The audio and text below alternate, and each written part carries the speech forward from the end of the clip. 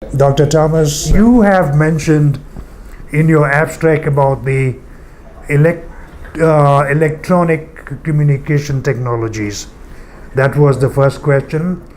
Well, and to provide support healthcare when distance separates participants. So, how do I understand all these, Dr. Saab? Now, I have to tell you a little bit of history. It all started in the year 2007 when we initiated the Indian Society of Teledermatology. Now, that came as an offshoot of the International Society of Teledermatology. So, some of my friends from the different parts of the world were there as members of the International Society, and they had told me that why don't you start one in India? And we did start it in 2007. And down the way, it's about 11 years, and we've been doing good job. And as I always say, we have made geography into history. That is, the distance between two places we really now don't consider to exist. We've been able to cover a lot of space, and we've been able to save a lot of time, and most of all, we've been able to serve our countrymen and as well as the people from different parts of the world with our knowledge and our expertise. It's a question of having a proper communicating system. So it's only a hybrid model. When you say teledermatology, it's a hybrid model of information and communication technology along with dermatology itself. It doesn't differ from general dermatology in any way. The only thing is we are adding on information and communication technology to our present knowledge so that our expertise goes elsewhere to different parts of the world, and we also get reciprocally a lot of information from the rest of the world in terms of teaching, in terms of learning, and in terms of patient care. So, is this not a big challenge also for least developed countries or developing countries? For example, like Nepal. Let's take one example. Yes. Now, if you take Nepal as an example, I think that would not be the right example. Otherwise, we will not be able to communicate with each other the way we are doing now.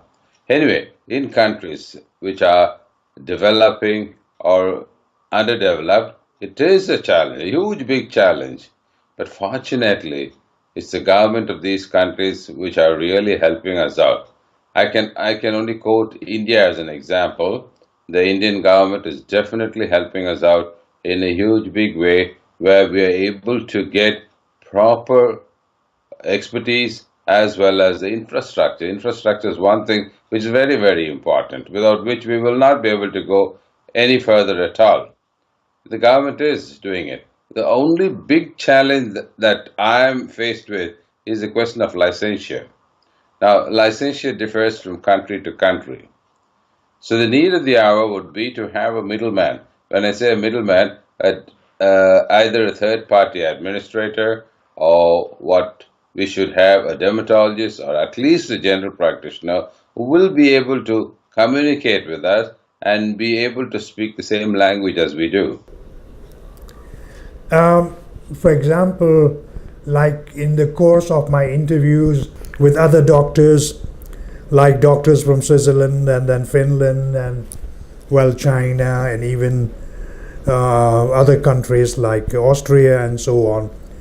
Well, all of these doctors and dermatologists, they have come with three words like communication, dissemination, and innovation in the modern day medical practices, they say. So, how far are you successful with such practices in Chennai, India?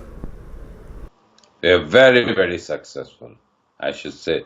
I spend about 2 hours and a half every night, communicating with my patients or communicating with doctors. We're very, very successful. I should say it's a great experience, a great experience. And most doctors, as well as most patients, think that it is dermatological care at their doorstep. It's almost like that. It saves a lot of time, saves a lot of money, and at the same time gives them just the need that they need. that they require. Definitely, Dr. Thomas, I agree with you in many terms, like you said, that it is a very, very successful venture in India. And now, if we then come to about, for example, let's say patients also saving a lot of time, seeking the expert opinion for by not being there personally and then talking to them or using the electronic means and so on. And the other one is, of course, then comes the question about qualification, about expertise, about training. And so, don't you think that this costs also a lot of money in producing skilled manpower for this purpose? Yes, but that's a one-time investment.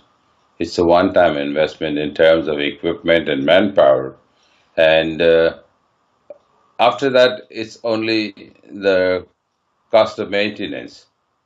I wouldn't think that it's a very expensive proposition at all. And we're trying to now interpolate this entire thing into aesthetic dermatology as well. That's going to be the crux of my talk during the conference. Now, here in Daishak has been conducting activities. The chairman of Daishak, Professor Dr. Anil Kumar Jha, well, has been paying regular visits to different corners of this country, Nepal, and also taking part at international conferences.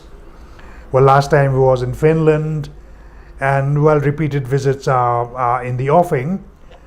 So, in a way, Nepal is a mountainous country, and it is somehow difficult in terms of transportation, in terms of reliability of electricity supply and so on. So that too is posing some kind of problems in Nepal. And Yes. the conference itself here, ICEHAT, would be able to impart all these new expertise, skills, and let's say the exchange of ideas with eminent professor doctors like Dr. Jayakar Thomas and other doctors as well. So, would you share this idea with me? Of course, I share it. 100% I share it. And I really appreciate the entire team giving me a chance to be at this ICEHAT. And I'm sure this is going to be a beginning or maybe a continuation of the good relations between the different nations, particularly between India and Nepal. And I also foresee a day after having gone through the many abstracts, of course, your abstracts too, that the world is really becoming smaller and smaller. Exactly. Electronic, let's say, progress in the technology is squeezing the world in such a way, and now the entire world is just a click away from your fingertip. And then The world has shrunk. the The world world has shrunk. has shrunk. So my That's final right. question now is what is the message? What message are you bringing to Kathmandu during the ICEHAT conference? The message is good relations between countries, good relations between dermatologists, and good service to the underserved. Thank you, Professor Dr. Thomas, Jayakar Thomas, for the nice interview. And you just told me earlier that you are leaving Harrison, United States, and you are heading for home to Chennai. So all of us here in Daishak wish you bon voyage back to Thank you very much. Thank you very much. all the It's best been lovely talking to you. and all the best. Bye bye. Namaskar. Yeah, Dr.